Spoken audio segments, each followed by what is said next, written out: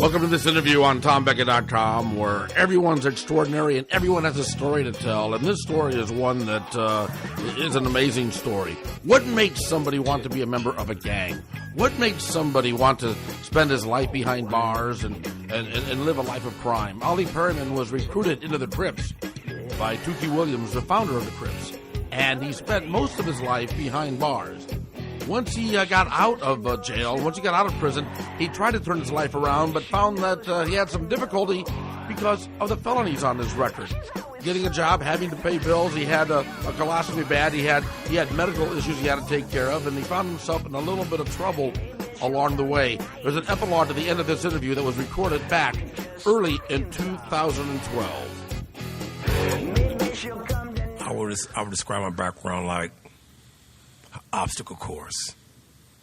Ollie Perryman is you were one of the founding members or one of the original members? I'm not a founding member of the Crips. I was a founding member of my neighborhood. Okay, I joined the Crips when I was about 12, in 1969, 1970, somewhere around there. Big Tookie Williams, Raymond Washington, them brothers, they was a founding. I just happened to come along right after them. So you're one of the first wave members of the Crips. They're in L.A., in right? Los Angeles, yes. How did that happen? How did you become a member of the Crips? Man, how old were you at the time? I think I was 12, maybe 13. Okay. As you're 12, 13 years old, were your parents at home? What was your background? My background, Tom, I've never met my mom. My mother, I don't want to say she abandoned me, but my mother, something was going on with my family in L.A. that I don't know nothing about. To this very day, I don't know what happened. My mother took me with her to New York. Okay, my mother was a street person. This was in the 1940s, I think, 20s, because my mother was 22 when she had me. My daddy was in his 40s, see what I'm saying? So you can just imagine back in them days in Los Angeles, back in the 20s and 30s and 40s in L.A. is kind of rough. So I don't know what my mother was going through, but I know when she had me in 57, she took me with her to New York. Okay? My mother got in some kind of trouble in New York. She was a street person, this to my knowledge. And it was a choice. Either my grandmother, which is my daddy's mother, come get me, or I was going to be put in foster care, some foster home in New York. My grandmother didn't want that because my other brother was in Los Angeles. So she came to New York, got me when I was about 18 months old, brought me back to L.A., and I've never seen my mom, bro. I talked to her a few times, but I've never met her. So I was raised basically with my grandmother, her sister, her two sisters. So it was my grandmother, my great aunts. My dad would come in the picture every blue moon, bro, just to probably drop off some money, some school clothes, but he kept it moving because he was a street person. He worked, but he loved gambling every weekend. So basically a hustler. Yeah, my dad was a hustler and a worker, so he did it both. Mm-hmm. And I guess was your mom a prostitute or was she a drug dealer? What was she doing? Do you know? If I had to take a guess, I think my mother was a hooker. If I had to take a guess, bro, I don't want to say she was doing that, but I think she was a hooker, and she was caught up in that. I think I want to say the wave of madness back in L.A., man, in the 20s and 30s. She just got caught up. Now, you're talking about your grandmother raised you then? Yes. What was she like? My grandmother was a straight Christian. She didn't drink, she didn't smoke, didn't drink, didn't cuss, nothing negative. I never heard my grandmother raise her voice, ever, never. But she was strict with me, go to school, get your education. But I always felt something was missing. And I always wondered, why did my mother leave me? Why was I being raised by my grandmother? Why when I go to my friends' houses, I see their mother and daddy there. Why am I different? Being raised by my grandma, but not raised with my mother and my father. So I couldn't figure that part out. Do your friends make fun of you, or like kids at school? Do they pick on you because you've been raised by your grandma, not your mom? I used to get picked on, not in that. I used to get picked on because I was a runt. I thought I was going to be, because everybody in my family is short. So everybody thought I was going to be a little runt, too. So I was getting picked on in that aspect.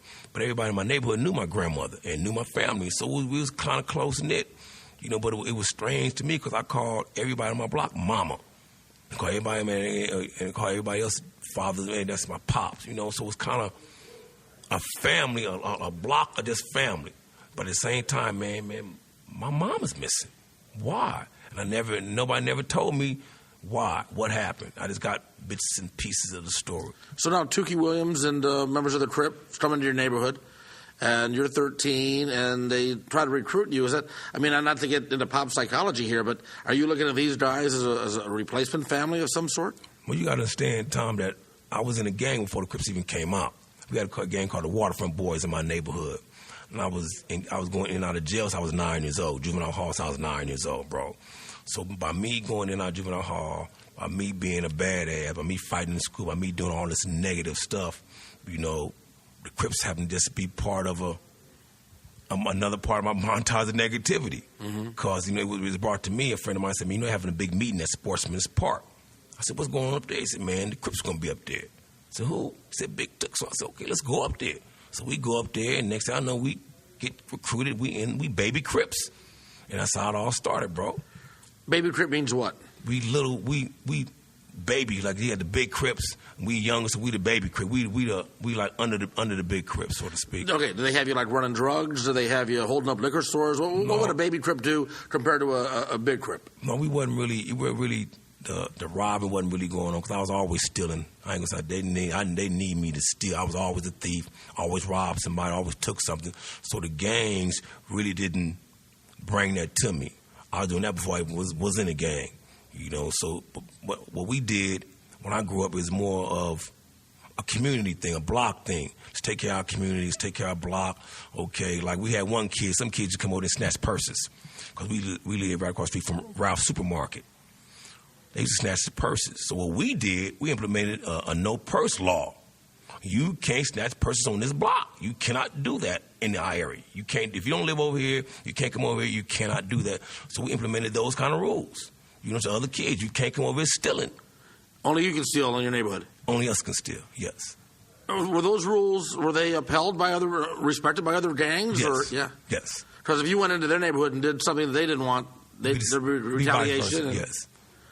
Okay, so you're 13. Is there any, and you say you've been in and out of jail since you were 9 and that. None. Is there anything in your mind, in the back of your mind, saying this is wrong, I got to change, I got to stop? No. I love testing the limits. I love to see what I can get away with. And sometimes I think I love hurting people. But I didn't love being in juvenile hall. I love sitting in front of the judge. I didn't like that part, but I liked the other part. I liked the burglaries, the stealing, you know, the muggings, stealing cars. That was exciting. But when I got caught, that wasn't exciting. So it was like a 50-50. Okay, you get caught a few times here. Did you ever think, okay, I'm going to get caught, I better stop this? The excitement is not worth the punishment? No.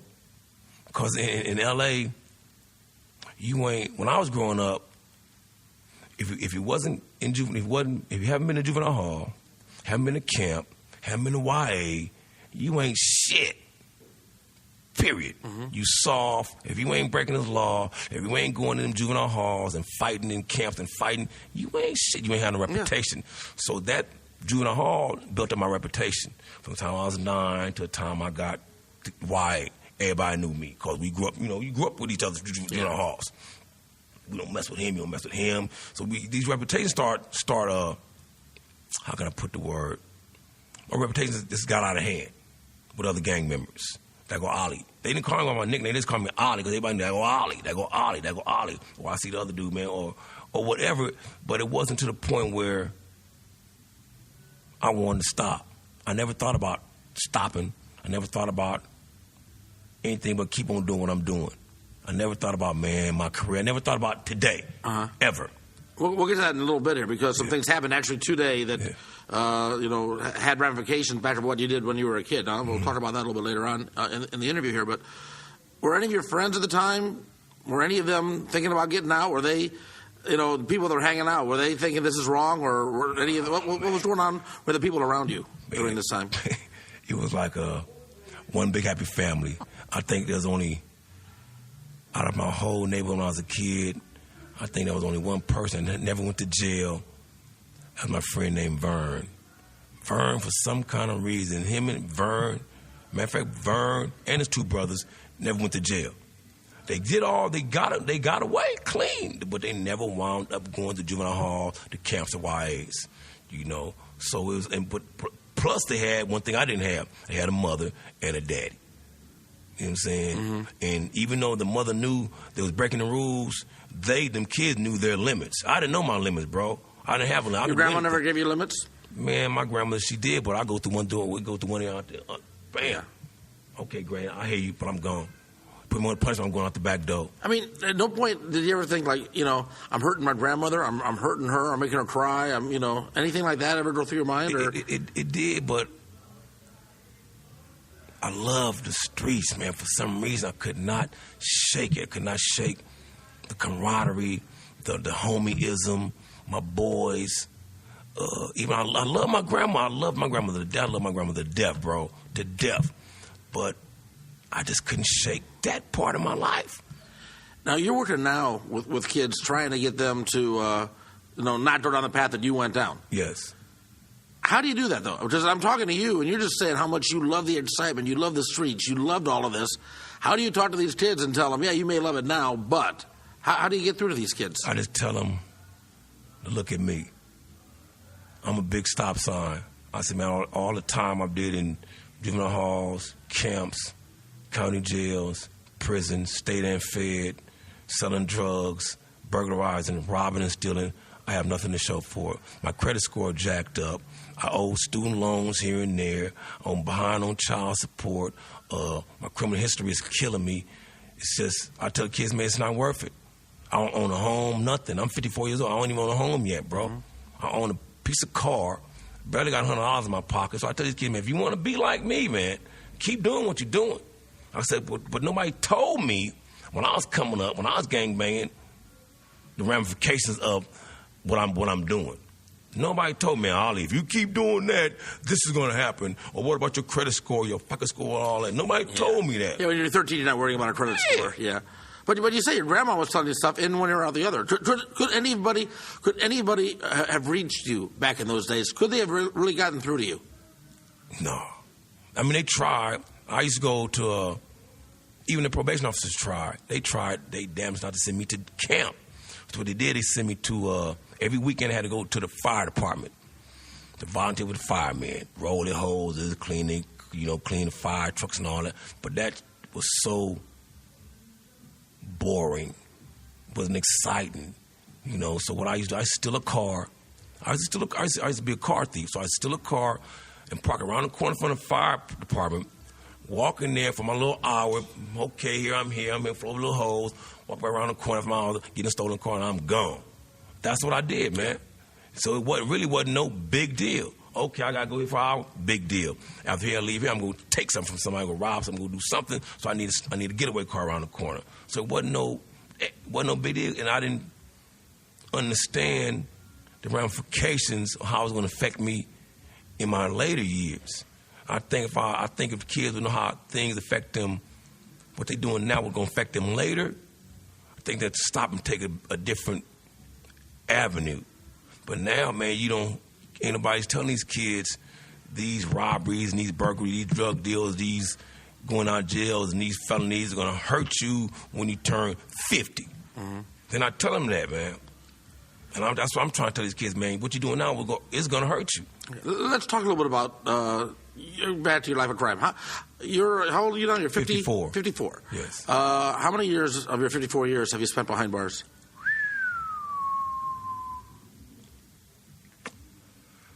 I've been out since 2004. I did 12 and a half, 4, 16. I did a year in 18. Probably out of my 54 years, I'm going to say 40 of them.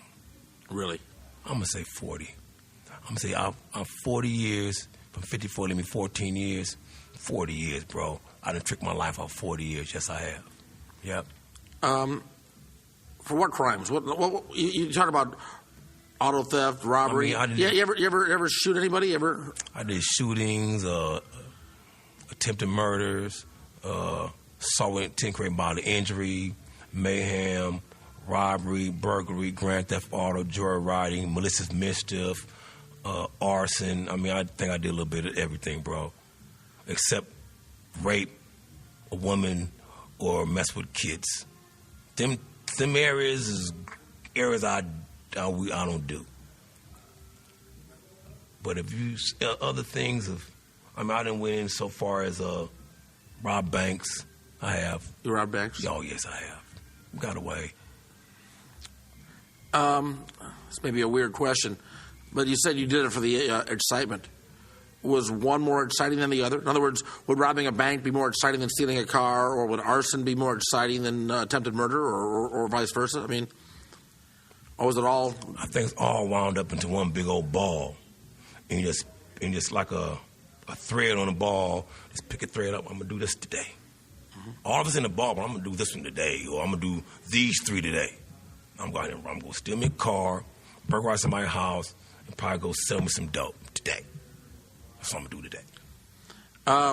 Selling dope. Let's talk about that a little bit here. Because you and I met probably, 3-4 years ago or something like that, I guess, when we first met. And, you were working, trying to get your act together, trying to get a job, trying to become an outstanding member of society. Yes. You were recently arrested on selling crack cocaine. Yes. What happened?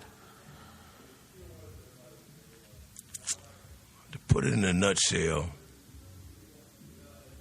the people need to understand how the government works.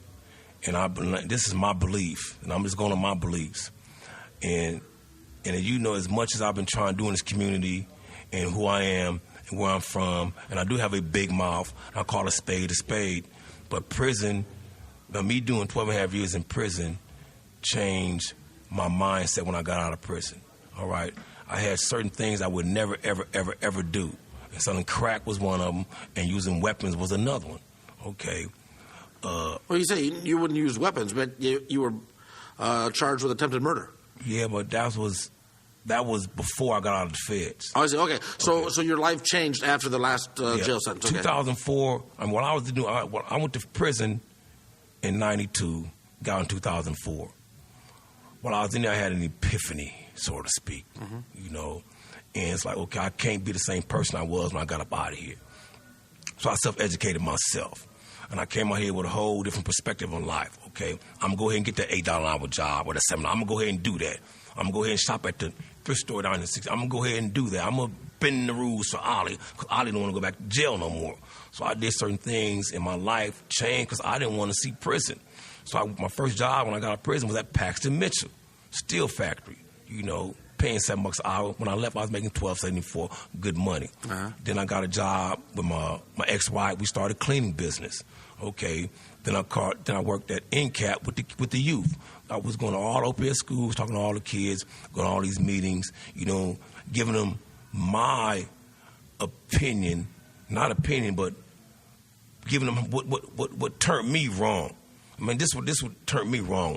And now I'm saying if it turned me wrong, it's going to turn the other kids wrong. Because when I see a kid today, man, doing what I do, I say, man, he look just like me or acting just like me. So but that's the point. Okay, but now there you are. You see these kids. How did you go from trying to help these kids into selling crack cocaine again? Well, I don't want to say I was not selling crack cocaine. I got entrapped. Okay, I was at a point in my life where I didn't have no job. Okay, things are kind of rough. I live with my cousins, and the government, along with the police, sent this guy, my belief again, after me. I met this guy at the Malcolm X Foundation when they had a grand opening. I never seen him before in my life, so I questioned, man, what you doing here? So we got to talking. He's ex-felon, blah, blah. I guess what I'm asking is more than the actual details of this. Yeah. More on the lines of, you got caught doing this. I mean, in other words, I ain't caught selling nothing. You know what? Because somebody could come to me and try to get me to sell crack cocaine, and I'm not going to do it. I didn't sell. Let's get it. I didn't sell anything. Let's say. Oh, that's right. You made the crack cocaine. Let me use that. Let me use that. Can I use that as an example? Sure. Okay. Say you come to me. Say, hey, Ollie, man, I got these people that smoke crack, but I have a connection over here that can sell me You tell them to sell you the powder, but you don't know how to cook it. So you come to me for some advice. So we talk. So I'm in my mindset, I don't want to break that rule. But my pockets, I don't have no money. Okay, so I said, okay, Tom, I'm going to do you a favor. I'm going to go ahead and cook this up for you, dude, but let's not make this no habit. Okay, so you go get it. You bring it to me, and I'll cook it up for you. Uh-huh. Okay, and I give it back to you. You know, so only thing I did you a favor by cooking it for you, gave it back to you. I never sold crack on no corner. I never sold nobody. You can't get nobody to sell crack. I don't do that. I was doing somebody. Yeah, but if you're making it for somebody else to sell, it's the same thing, isn't it? Yeah. Yeah. I mean, you're still ruining somebody else's life. You right. But at the same time, I looked at it then as I'm doing a favor, and my finances is messed up. Okay, I can make $500, quick, easy dollars, just by cooking up and giving back to you, and I'm out the picture. So purely, and look, I mean, I'm not, you got to put food on the table. You got to pay your rent. Plus, I got to buy these colostomy bags. Yeah, that's right. You have some health issues you have to deal with. Yeah. Yes. You have a colostomy bag, and so you need to buy new colostomy bags, right? Clean ones and that, and do that. So, so the money was easy money, and you figured, I got to do it. Yeah. Why not? I mean, I understand what you're saying. Even if I'm cooking it for you, you're going to sell it to somebody else. Yeah. I understand that. But I'm saying, I'm not selling it. That's what I'm looking at. I'm justifying what I'm not doing. I'm not the seller. I'm not poisoning nobody. I may be helping you poison somebody, but I'm not the first offender, so to speak. Earlier you talked about how, you never raped, you never had anything to do with kids and that. Okay. Is there some sort of a moral high ground there? In other words, you're robbing a bank or you're selling drugs or you're, whatever it might be, but you're saying, hey, at least I'm not raping. In other words, I use that as a way for maybe self-esteem, if you will, or a way to just go and be proud of some of the stuff that you're not doing. Because you say, I'm not selling the crack cocaine. And for me, that's a very thin line. If you're making this stuff for sale, it's a very thin line there in trying to find the moral high ground. Yes. I understand that. And that's been my dilemma lately, because I kick myself in the ass every day because I said I broke a rule. I shouldn't have broke the rule. So I don't fault the guy that brought it to me. I fault me for being weak and breaking and going against my own rules. Even though he said, man, I pay you to do this, and no, I ain't got no money. I just said no and try and find another way to get some money in my pocket. But I didn't. I found the easy way out, and I did. I succumbed to this little pressure, and I did, But am I a crack dealer? No, I'm not. And can't nobody find anybody get them to say, Ollie sold me some crack. And you say this is like a one-time thing that you did to make a few extra bucks. Yes. And now you got caught on that. Yes. You haven't been tried on that yet, have you? No, I go to court December the 2nd, pre-trial. Okay. Yes. And if you're convicted, it would be what? Facing 3 to 50. How do you feel about that? I mean, the guy that said you're never going back, and you're facing 3 to 50. I mean, you got a pretty long rap sheet. You may get the book thrown at you. I feel sick. I do. I feel sick every day because I know this date is looming by. It's coming closer and closer. My date is coming closer. I feel sick. One of my daughters won't talk to me no more. She feel like, damn, Dad, you fucked up. Yeah. You said you wasn't going to, but you did it anyway. And I try to explain it to her, but I can't explain it away. So I'm just trying to give it to God, man. Say, God, man, I messed up, man. I did. I made a crucial mistake. I didn't mean to do it. I did it. My character. My character does not represent the crack dealer. But what can I say, man? I got to roll with that. I have to. You think you might die in prison? If they convict me, it's a possibility. It's a possibility. Mm-hmm. If they give me anything over 20 years, I can kiss the baby goodbye. I can. You talked about, trying to turn your life around and all that, and then you couldn't get a job. You needed the money, and you did the crack thing, okay? So you try to get a job during the holidays here. You just try to get a job as a telemarketer. Don't mention the company or anything. Okay. As a telemarketer, trying to get a job, and they told you that you had the job. Yes. Then they did a background check and told you, nope, sorry, can't hire you, right? Can't hire you. So it's like, what are you to do? You try, you work, you sweat, You try everything to stay within certain parameters of your life, but every time you go fill an application, they got a little box down there, are you a felon? Yeah, I'm a felon. I had nothing to hide. Yeah, I'm one. I said, man, that was 20 years ago, though. Mm-hmm. And you still holding this against me? So what do you, so I asked the people, man, what do you want me to do? I have low skills, okay, I can't do too much work because even though the classmate don't hinder me, but certain things that I can't do, so I'm saying, okay, what you want me to do? Want me to go? I got rent, $650 a month, I got bills. Mickey D's can't pay that. But you understand why the company would look at you and say, you're just too much of a risk. I got people here that aren't a big risk. I'm going to hire them because they don't have the felonies. They don't have the rap sheet. They're not. They ain't been caught yet. Just like a piss test. It's like a piss test. Let's say somebody smoke marijuana every day. They gonna fail a piss test. But somebody use cocaine or PCP or heroin can pass a piss test.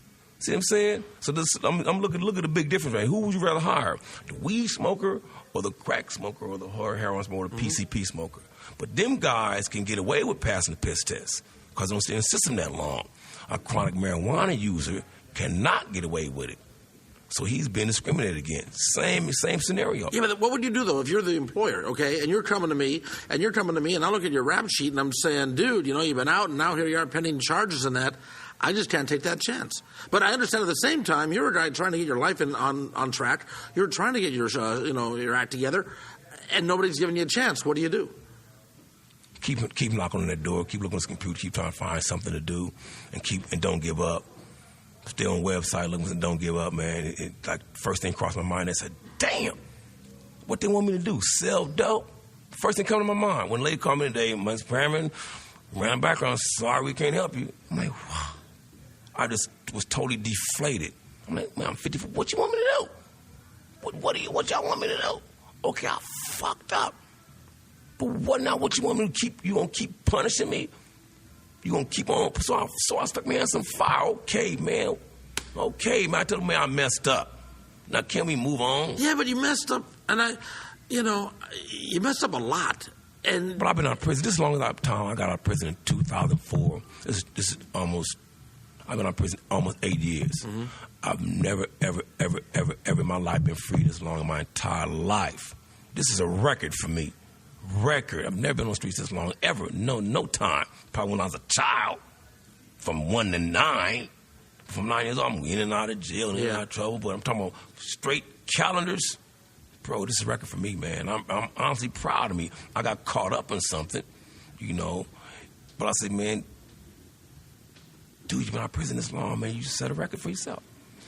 But other people can't see that. They don't know me. They don't know where I come from. They don't know, man, I'm still trying, and I made an error. Okay, man, if God forgive, how come you can't forgive? I said, man, God forgave us all.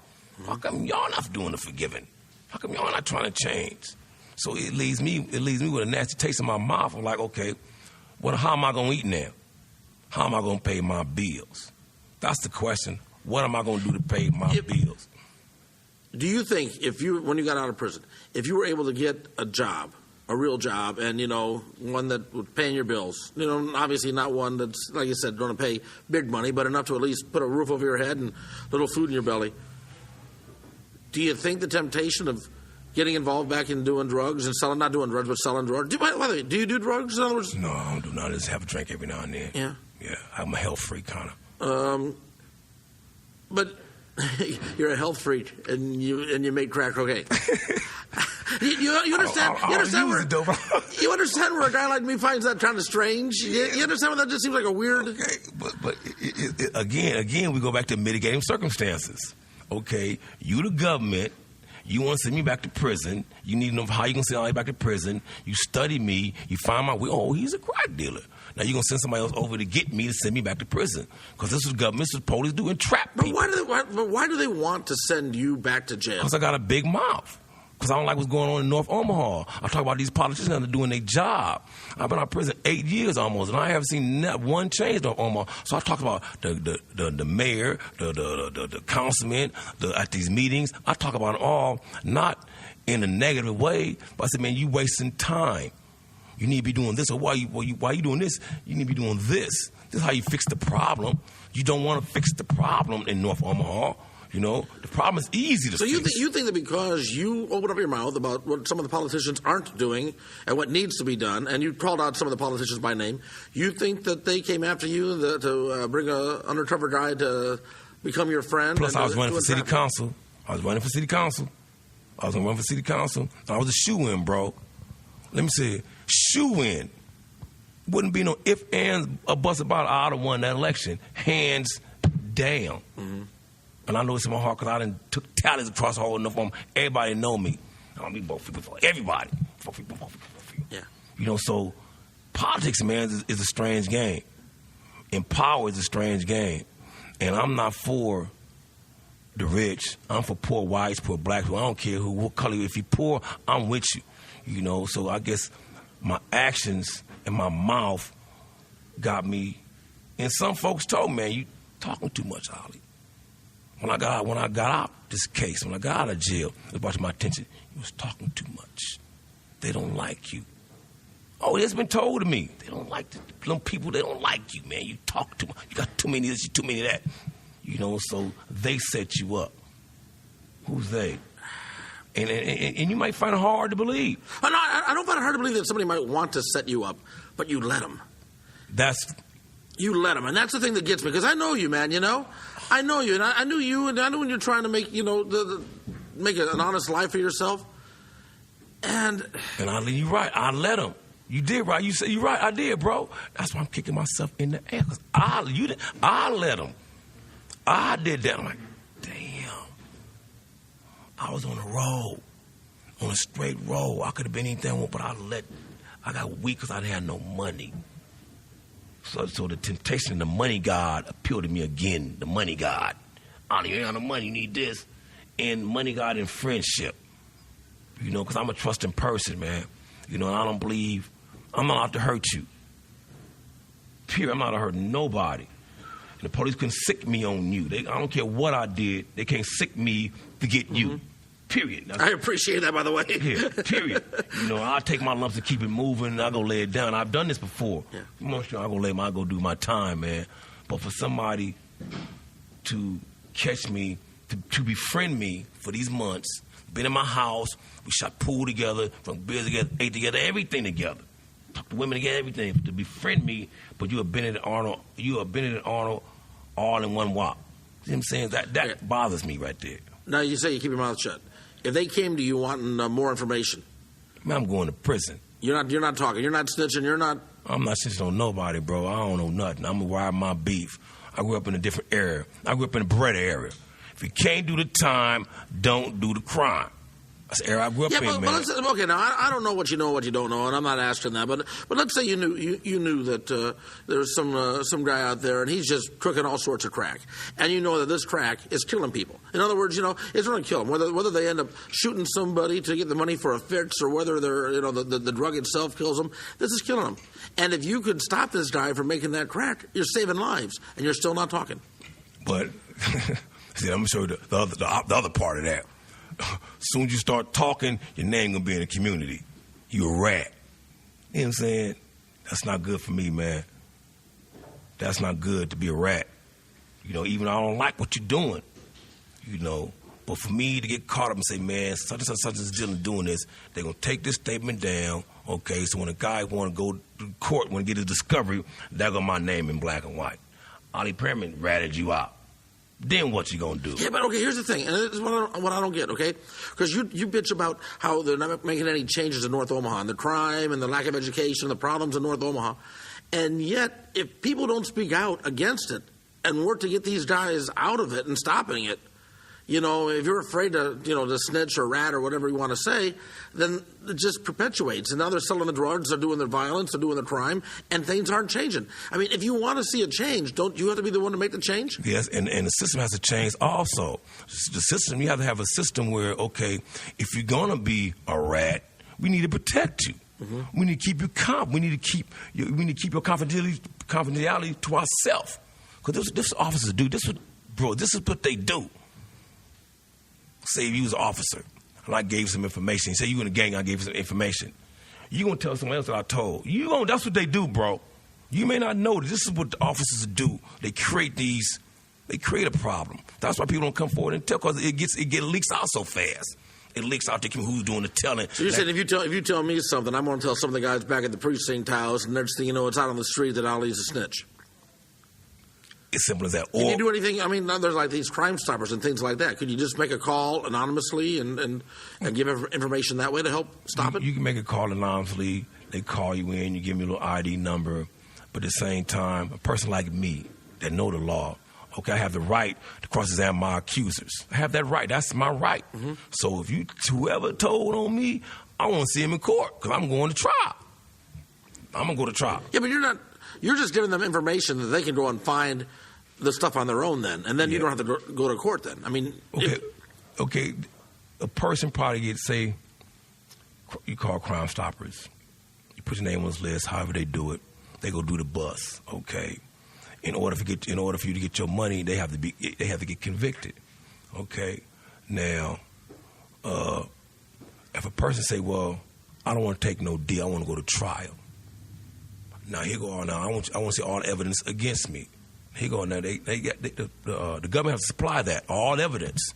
Yeah. Who told? When they told? See what I'm saying? So you're not willing to take that chance. So the confidentiality thing clause blows out the window, bro.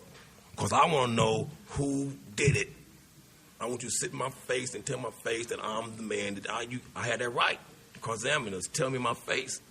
But if I want to take a deal, okay, I got caught. I don't want to go to trial. I'll take this 3 or 4, 5 year deal. That way, I won't see none of the evidence against me. So that's a 2-pronged thing, man. People like me, I don't want to go to trial because I want to see what you got, who did it, when they did it, and what time they did it. You know, and that's how I do it, man. Knowing the law, that's how it works. So Crime Stoppers it works. I think worse than it doesn't work. But the people, when I say the police and the government have to learn how to protect the people that want to come forward. Better, bro. A whole lot better. Now because I'm going to give you an example. Yeah. I'm going to give you an example. There's some guys right now on the streets, right now, to this guy out of Feds, right now, about a month ago. Told on a lot of people. He was on one of them snitch T-shirts. Me had him out. He out right now. Who going to protect him? So somebody want to drive by and pop his top, maybe not today, maybe next week or next month or whatever. But they know he a rat. You know what I'm saying? They know he told.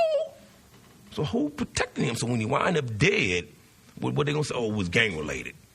But they ain't going to tell you that this dude told somebody else. See what I'm saying? They're not going to tell the other part to it. Oh, he was a rat.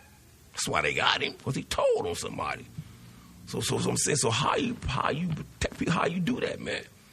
When anything you do, anytime you tell somebody, you can get that information. And your name going to be on a shirt. I don't want my name on a shirt, bro. Are you worried about getting shot? You worried about, somebody coming after you now?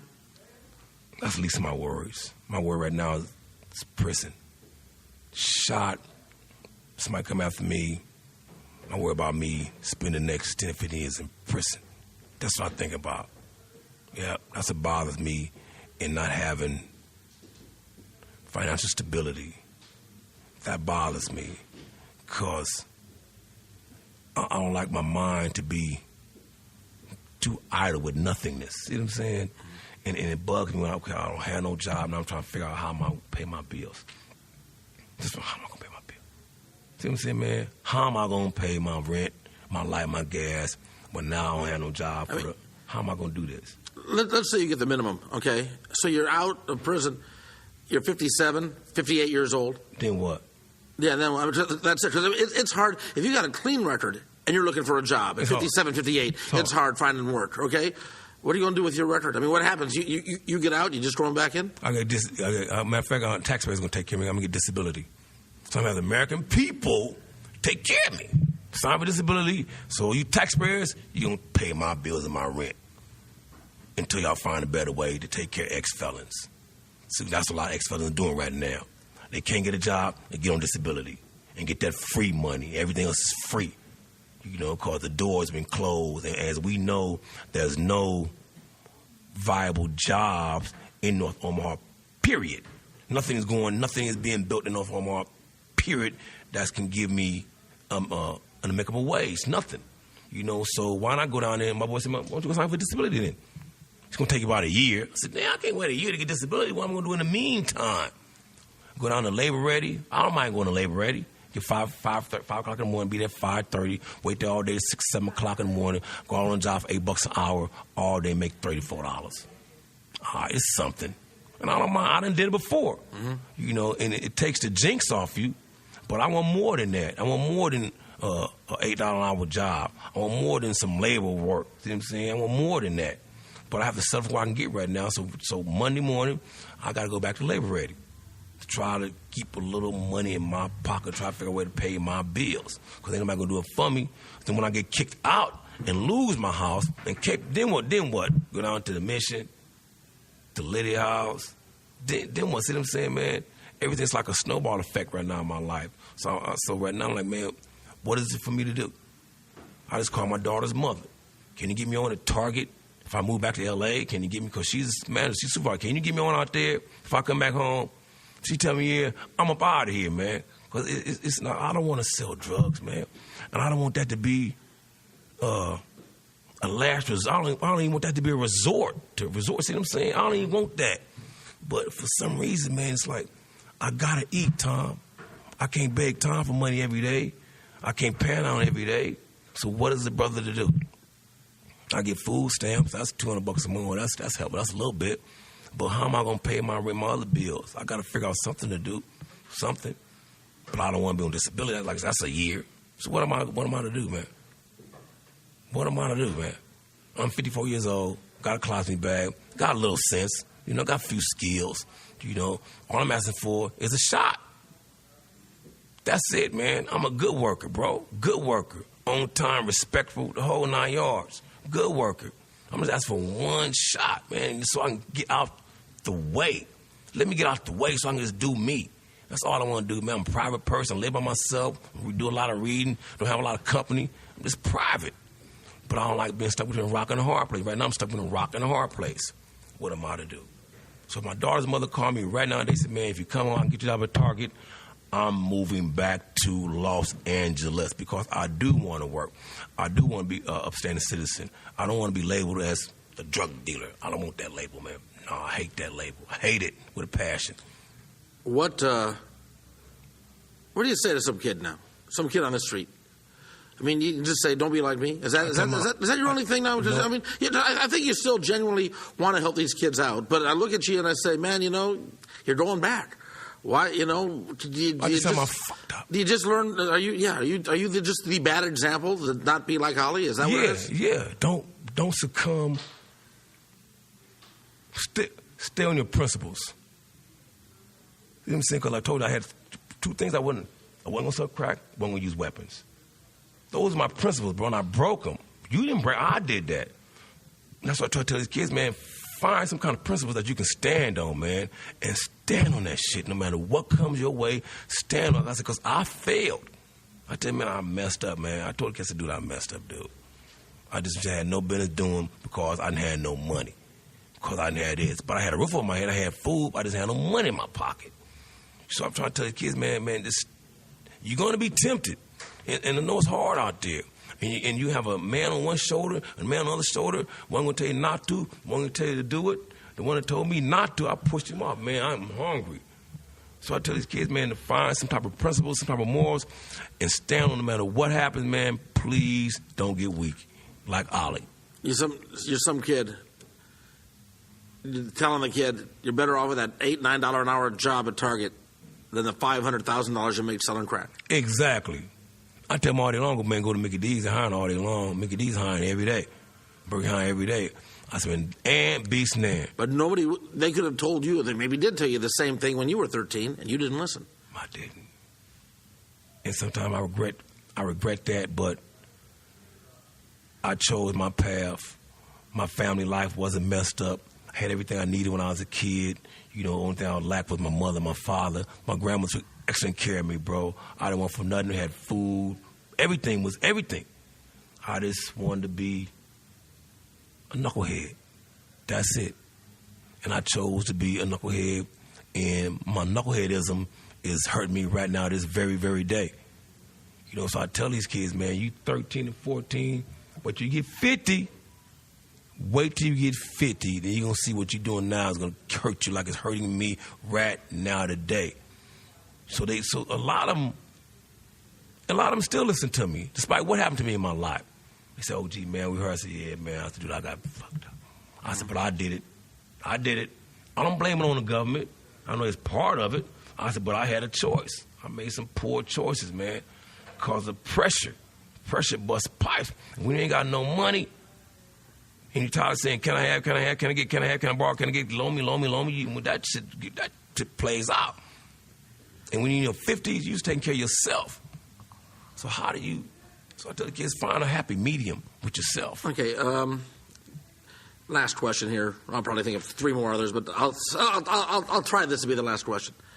You have got, you know a lot of people that felons, people that have been in prison, people that are out. Yes.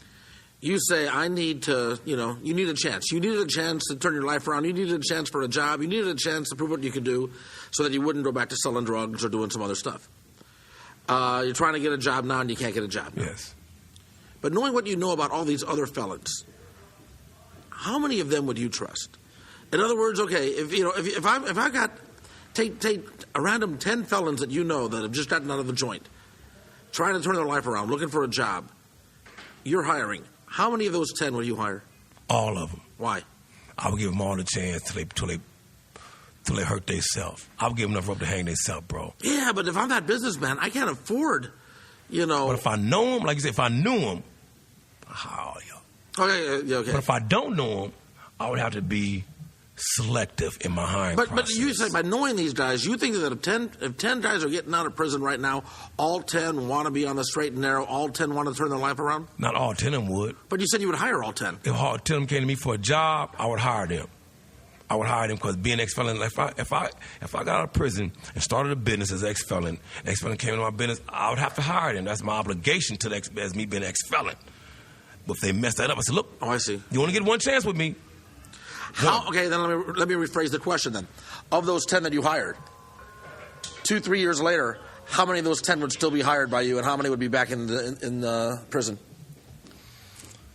How many times? You say that again now? Okay, you hired those 10. Yes. 2-3 years later, of those 10, how many are still working for you, and how many are back in prison? I'm gonna say 50-50. 5 and 5. Yes, I'm gonna do the 50-50. I think 5 will hang on, 5 will go back, and it really depends on the wages or how they managing their money. If they mismanage their money, is it really a money thing? Because you said it was the excitement, it was the thrill, all that. Was it? If you won the Powerball tomorrow, would that thrill then just not be necessary? It wouldn't be necessary. They say money is the root of all evil, but it's the love of money is the root of all evil. I don't love money, but what can you do without it? You can't do nothing without it. It's impossible. You can't do nothing without it. So I don't love it. I appreciate it. I like to have an abundance of it where I ain't got to ask somebody for nothing, But I don't love money, man. I love God. But money plays a crucial role in everybody's life. So like I say again, without it time, what can we do? I can't move my car if I ain't got no money because I ain't got no gas. And I can't go look for no job, or I can't go on this bus, or I can't get no tickets. See what I'm saying? So money is a crucial element. Crucial. I just think ex-felons and drug dealers, I just think we take it to another level. Okay, I think we do that. We exacerbate, bring way up. We're supposed to be a 9 or 8. We put it way up past a 12 and a 13. Like, we got to have it. I think that's what we do. When sometimes we really don't need it. We think we do, but sometimes we really don't. We can sacrifice what little bit money we got coming in on this job. But a lot of us want to continue to live beyond our means like we used to when we were selling dope. Me, I don't want to do that. As long as I got no money to pay my bills, a little money in my pocket, and all my bills paying a little food, I'm cool. I'm totally cool. I ain't got to live. I ain't got to have 3 or 4 cars no more time.